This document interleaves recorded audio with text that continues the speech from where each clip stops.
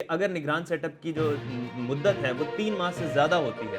تو پھر جو الیکشن ہے وہ 2023 میں ہوگا۔ اس سے پہلے شاید اسلام آباد کو فوج کے حوالے کر دیا جائے کہ اب تیر کمان سے نکل چکا ہے اور عمران خان صاحب نے جو بات کر دی ہے اب اس کے بعد کوئی معاملات طے نہیں ہوں گے۔ اس کے بعد اگر ہم دیکھتے ہیں کہ کل کی پریس کانفرنس کے درمیان ایک کال آئی تھی شاہ محمود قریشی صاحب کو، الیکشن کا اعلان حکومت کرے گی، مطلب الیکشن کا اعلان جو ہے وہ نون لیگ کو کرنا ہے۔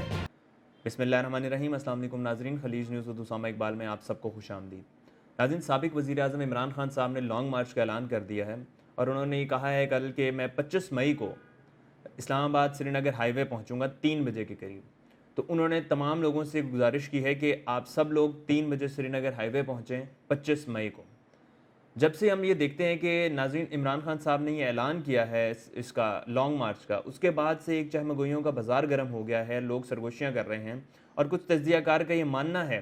کہ عمران خان نے جب یہ اعلان کیا ہے تو شاید اب 25 مئی سے پہلے معاملات طے پا جائیں اور الیکشن کی ڈیٹ کا اناؤنسمنٹ ہو جائے۔ اور وہیں کچھ ایسے میڈیا پرسنز بھی ہیں اور اسی تعداد میں کچھ میڈیا پرسنز اور تجزیہ کار یہ بھی کہہ رہے ہیں کہ اب تیر کمان سے نکل چکا ہے اور عمران خان صاحب نے جو بات کر دی ہے اب اس کے بعد کوئی معاملات طے نہیں ہوں گے، اس کے بعد صرف اب خون ریزی ہوگی سڑکوں پر، اور اس کے بہت زیادہ چانسز ہیں کیونکہ ہم دیکھ سکتے ہیں کہ رانا ثناءاللہ صاحب نے بھی آج ایک پریس کانفرنس میں یہ کہا ہے کہ اگر ہم چاہیں تو ان کو گھروں سے بھی نہ نکلنے دیں،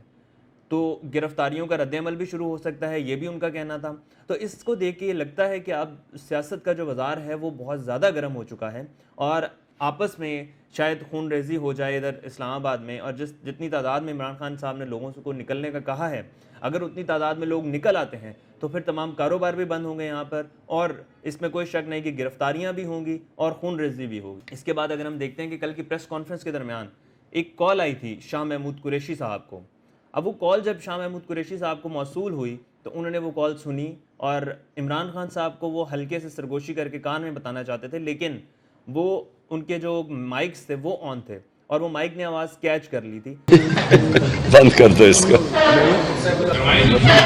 یہ سارا اس پہ ڈسٹرب ہو کے بند کر دو۔ میں کرتا ہوں اسے ریکارڈ ہم تو آپ کو ٹریک کریں۔ اور اس میں یہ انہیں کہتے ہوئے سنا گیا تھا کہ شاید عمران خان صاحب کو ٹریپ کر لیا جائے۔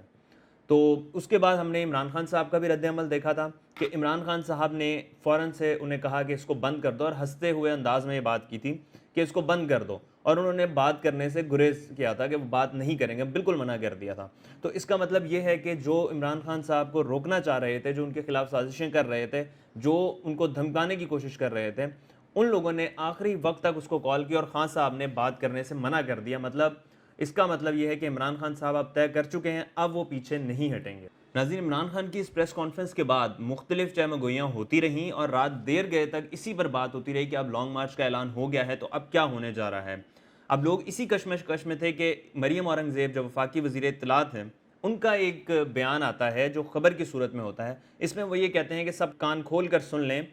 الیکشن کا اعلان حکومت کرے گی، مطلب الیکشن کا اعلان جو ہے وہ نون لیگ کو کرنا ہے اور ان کی مرضی کہ وہ جب مرضی کریں۔ تو اس کا اس ایک سطری بیان سے یہ صاف ظاہر ہوتا ہے کہ جو حکومت ہے وہ کسی قسم کے پریشر میں نہیں آنے والی، اور انہوں نے اپنا دو ٹوک فیصلہ سنا دیا ہے کہ اس طرح سے حکومت کو پریشرائز نہیں کیا جا سکتا، چاہے لوگ لاکھوں کی تعداد میں سڑکوں پر نکلیں، حکومت نے کرنا وہی ہے جو ان کی اپنی مرضی ہوگی۔ جب تک وہ الیکشن ریفارمز نہیں کر لیتے، میرا جو اپنا اندازہ کہتا ہے، ہمارے مطابق وہ الیکشن کی ڈیٹ اناؤنس نہیں کریں گے۔ ابھی یہی چہمگوئیاں چل رہی ہیں کہ اب حکومت کیا کرنے جا رہی ہے اور آگے کیا ہوگا۔ اگر لانگ مارچ نکلتا ہے تو بھی مسئلہ ہے پاکستان کے لیے، اور اگر الیکشن کی ڈیٹ اناؤنس ہو جاتی ہے تو بھی مسائل ہیں۔ تو اب دیکھنا یہ ہے کہ کون سا بیچ کا فیصلہ کیا جائے گا دونوں کو مشاورت کے ساتھ۔ ناظرین، یہ معاملات سلجھتے ہیں یا مزید الجھتے ہیں، اس کا فیصلہ تو 25 مئی کو شام تک ہو جائے گا، لیکن ایک انتہائی باوثوق ذرائع کا یہ کہنا ہے کہ اگر آئی ایم ایف کے ساتھ مذاکرات طے پا جاتے ہیں، جو مالی مذاکرات آئی ایم ایف کے ساتھ چل رہے ہیں، اگر وہ طے ہو جاتے ہیں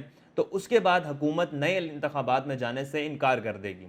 اور اس سے پہلے شاید اسلام آباد کو فوج کے حوالے کر دیا جائے۔ اور ذرائع کا یہ بھی کہنا ہے کہ اگر مالی مذاکرات طے ہو جاتے ہیں تو پھر حکومت نے جو مشکل فیصلے کرنے ہیں، جو مشکل جو ہے جتنے عرصے سے ہم بتاتے آ رہے ہیں کہ کوئی حکومت مشکل فیصلے کرے گی معیشت کے حوالے سے، سیاسی فیصلے کرے گی، وہ سارے فیصلے مفتیٰ اسماعیل صاحب اس کے حوالے سے ایک حکمت عملی بنا چکے ہیں، اور اگر یہ مذاکرات طے ہوتے ہیں تو ان فیصلوں پر عمل درآمد ہوگا۔ ناظرین، اگر آئی ایم ایف کے ساتھ مذاکرات طے نہیں پاتے تو ماہرین معاشیات اور ٹیکنوکریٹ کا ایک نگران سیٹ اپ بنایا جائے گا، جس کا حامی فوج بھی ہوگی اور اس کے ساتھ ساتھ ہماری سپریم کورٹ بھی اس کی حامی ہوگی، اور یہ جو نگران سیٹ اپ ہوگا یہی ملک کی معیشت بہتر کرے گا۔ اس کے ساتھ ساتھ نئے انتخابات کی کیا اناؤنسمنٹ ہوگی ڈیٹ کی، وہ بھی یہی کرے گا، دونوں پارٹیز کو ایک پیج پہ لے کے آئے گا، پی ڈی ایم کو بھی اور اس کے ساتھ ساتھ